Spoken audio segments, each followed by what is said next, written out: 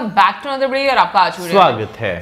Last time तक जब हम लोगों ने महाभारत देखा था, वहां पर द्रौपदी एक श्राप देने वाली थी, लेकिन जो गांधारी जी हैं उन्होंने रोक दिया था। अब आगे देखते हैं कि वो क्या श्राप देने वाली थी या क्या डिस्कशन होती है, तो चलिए देख लेते हैं ये वीडियो। मैं निष्पक्ष अवश्य हूँ, किंतु निष्पक्षता का अर्थ ये नहीं निष्पक्ष कि मैं आंखें मूंद लूं।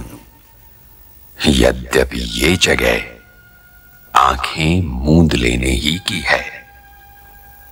जिस देश में शक्ति पूजनीय हो, उसी देश में शक्ति का वस्त्र हरण हो रहा है।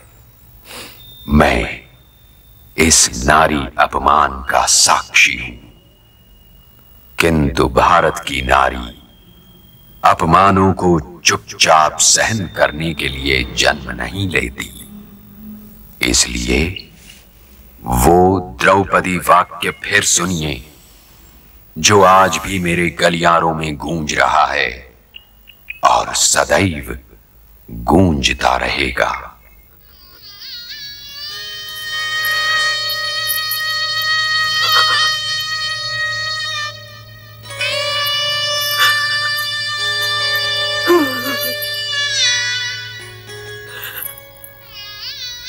हस्तिनापुर नरेश, महाराज धृतराष्ट्र, आपकी सभा में एक नारी का अपमान हुआ है। जिस नारी के शरीर को कभी पवन ने न छुआ हो, कभी सूर्य के प्रकाश ने न देखा हो, उसकी स्वयं अपने घर में पितामह, ज्येष्ठ पिताश्री, आचार्य द्रोण, कुलगुरु कृपाचार्य के होते हुए भी उस नारी का वस्त्र हरण करने का प्रयत्न किया गया है। गुरु जीवन प्रणाली में ये खोट कहां से आ गया कि वो चुपचाप बैठे अपनी कुलवधू के चीर हरण का ये भयानक दृश्य देखते रह गए। आप सब सुने, इस निर्लज्ज और कायरे से भरी हुई सभा में मैं द्रौपदी, पंचाल नरेश की पुत्री, इंद्रप्रस्थ नरेश की पत्नी और हस्तिनापुर नरेश की पुत्रवधू आप सबको शाप देती है कि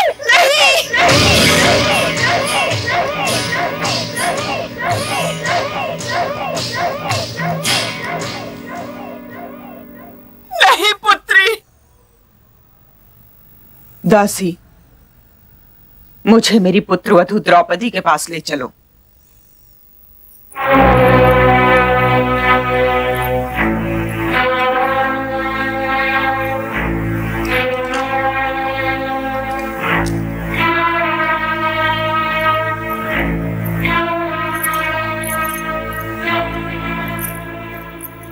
द्रौपदी, मैं ऋतुस्नान के बिना आपकी चरण स्पर्श नहीं कर सकते ज्येष्ठ माताश्री।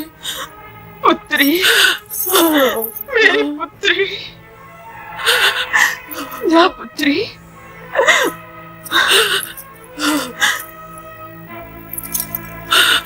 ना पुत्री, ना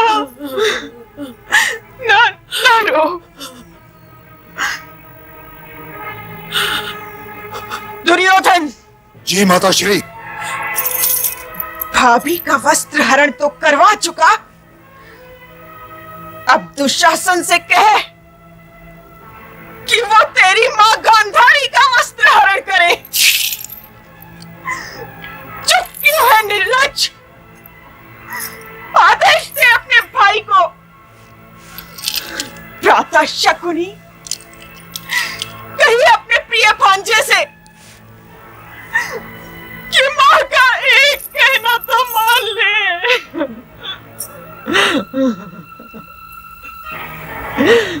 तेरे जन्म पर विदुर जी ने ठीक ही कहा था कि तुझे मार डालने में ही हस्तिनापुर की भलाई है, पर पुत्र मोह ने मेरे और तेरे पिताश्री के हाथ पकड़ लिए थे।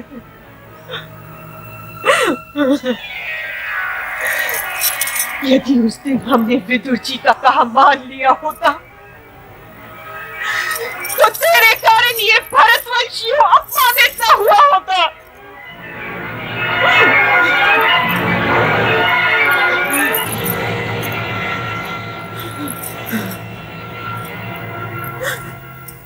भरतवंश के पूर्वजों,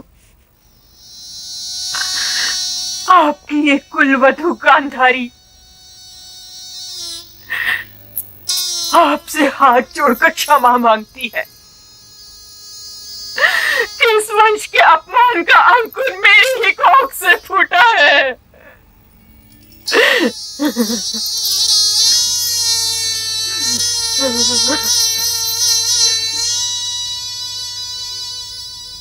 जिस वंश में आज तक किसी का हाथ किसी दासी के वस्त्र तक न पहुंचा हो, उसे कुरु राजवंश में भरत के उत्तराधिकारी का हाथ आपके पुत्रवधु के वस्त्र तक पहुंच गया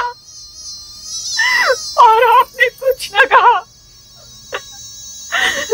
आपको सती के शाप का डर भी नहीं लगा रे पुत्र। यदि द्रौपदी कह दे तो भूमि आपको अनाज देने से, चांद आपको चांदनी देने से, नदी आपको पानी देने से और सूरज आपको धूप देने से इनकार कर दे, आपकी सेना भी इस सती के शाप को रोक नहीं सकती। अरे पुत्र, रोक नहीं सकती। पुत्री, तेरी बड़ी माँ तेरे आगे हाथ जोड़ती है, शाप न देना, इस वंश को शाप न देना। ये लोग जैसे भी हो, ये लोग मेरे हैं, ये लोग तेरे हैं पुत्री। अपने पितामह भीष्म, काका श्री विदुर, ज्येष्ठ पिताश्री गुरु द्रोण, गुरु कृपाचार्य को क्षमा कर दे पुत्री, क्षमा कर दे, क्षमा कर दे। और तू सबको क्षमा कर दूंगी, परंतु दुर्योधन, दुशासन, अंगराज कर्ण और गंधा नरेश शकुनी को कभी क्षमा नहीं करूंगी, कभी क्षमा नहीं करूंगी। मैं समझती हूँ पुत्री, मैं तेरा दुख समझती हूँ, परंतु दुर्योधन और दुशासन मेरे पुत्र हैं। वो जैसे भी हो, पुत्र तो मेरे ही हैं। मैं तुझसे विनती करती हूँ, उन्हें शाप न दे पुत्री, उन्हें शाप न दे।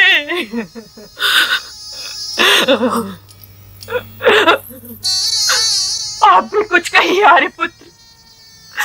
मैं मानती हूँ आप देख नहीं सकते, सुन तो सकते हैं, सोच तो सकते हैं।